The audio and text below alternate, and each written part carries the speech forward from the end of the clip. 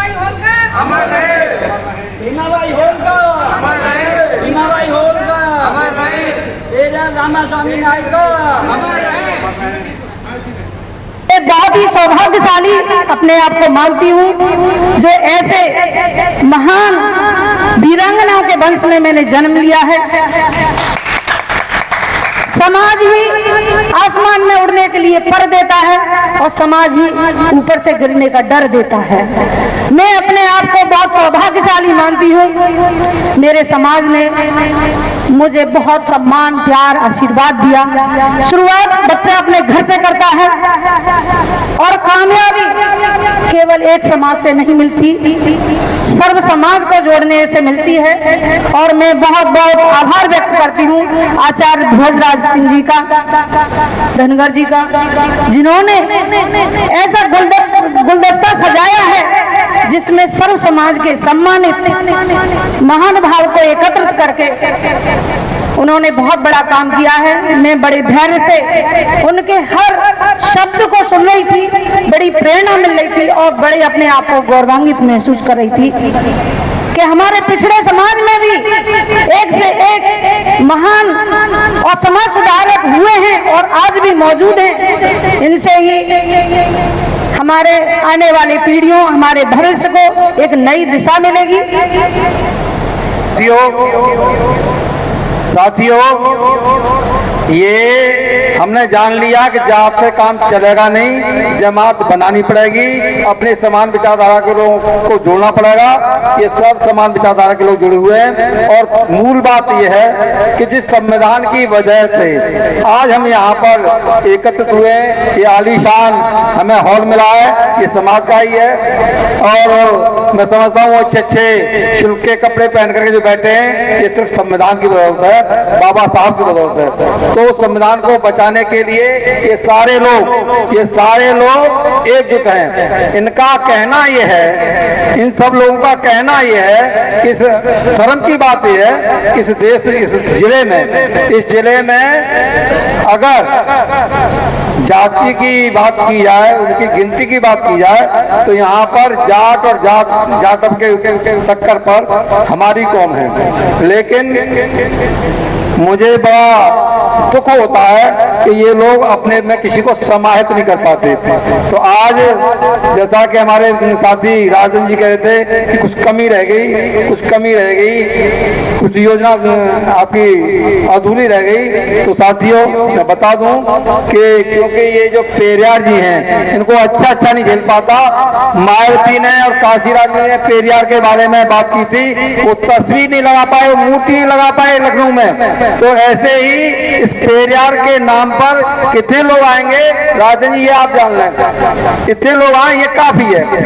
दूसरी बात यह है, जहाँ तक कार्य योजना की बात है, ये निरंतर, क्योंकि मैं जानता हूँ वीरपाल सिंह जी बताए गए कि हमने रत्नप्पा भारतप्पा कुमार जी की 115वीं जयंती शास्त्री गेट मनाई, अभी संत गाडगे जी की जयंती किशनपुर में मनाई और जगन्नाथ पहाड़िया जी की जयंती होगी।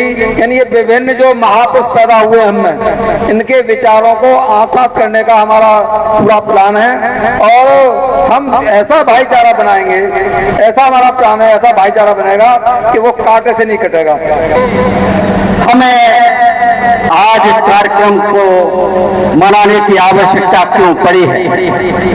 मेरे साथियों, इस देश में दो तरह के लोग हैं।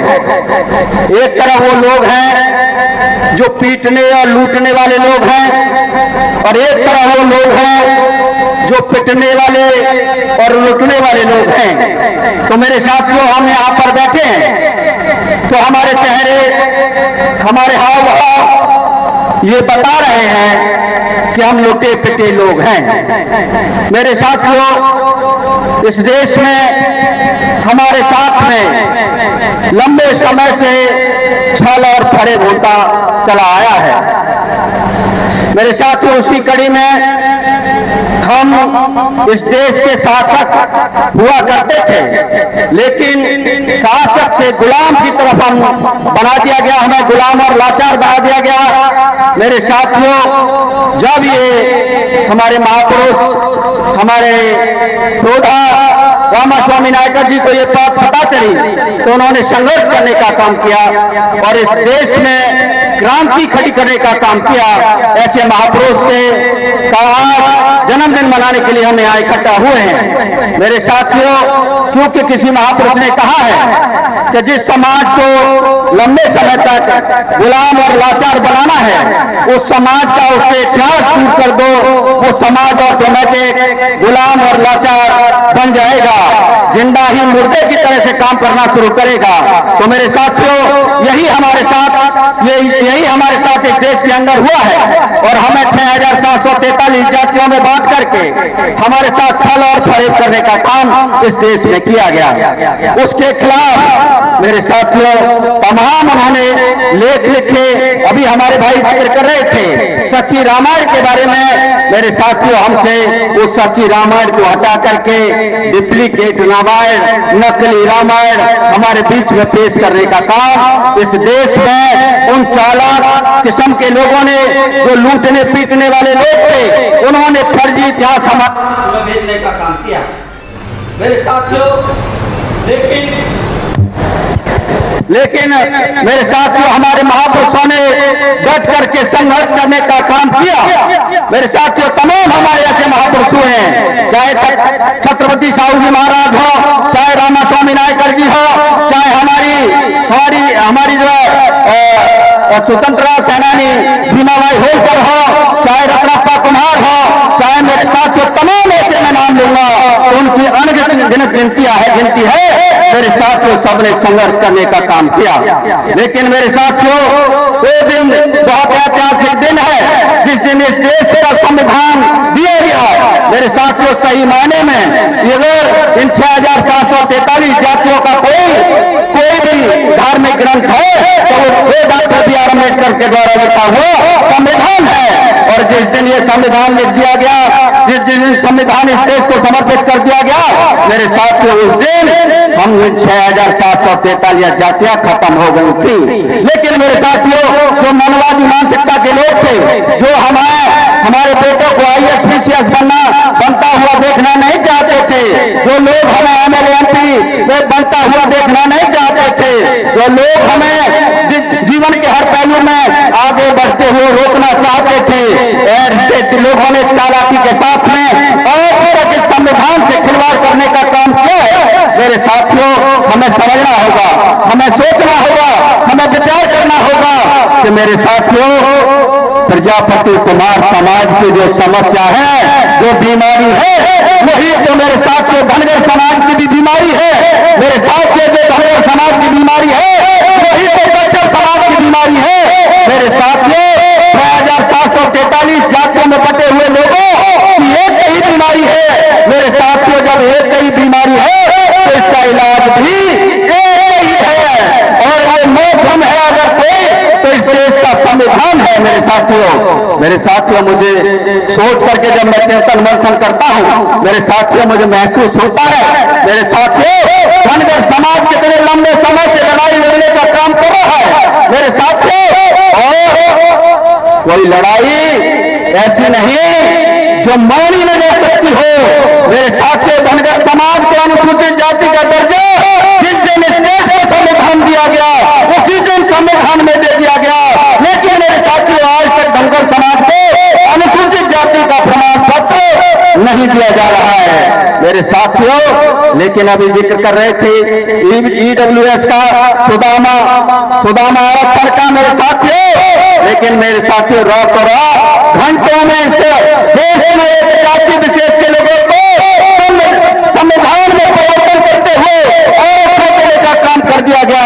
मेरे साथियों, इसी तरह से हमको लूटने पीटने का काम किया गया है और वो दिन दूर नहीं होगा जिस दिन हम इसी तरह से पंचायत लगाते रहे और सारी जातियों को जाति से हट करके अगर हमने जमात की तरफ अगर नहीं बढ़ा दिया, जमात की तरफ जिस दिन हमने बढ़ा दिया, उस दिन कोई गांव, कोई मोहल्ला, कोई प्रदेश, कोई विधानसभा, कोई लोकसभा ऐसी नहीं होगी जहां पर आपको जनप्रतिनिधि जीत करके नहीं जाएगा। और जब ये जनप्रतिनिधि जीत करके जाएंगे तो मेरे साथियों सदन में आपकी बात होगी, सदन में पूछा जाएगा कि देश की आजादी को आप 70 साल हो गए, लेकिन धर्म समाज को उसको हक क्यों नहीं दिया गया, प्रजापति समाज को हक क्यों नहीं दिया गया।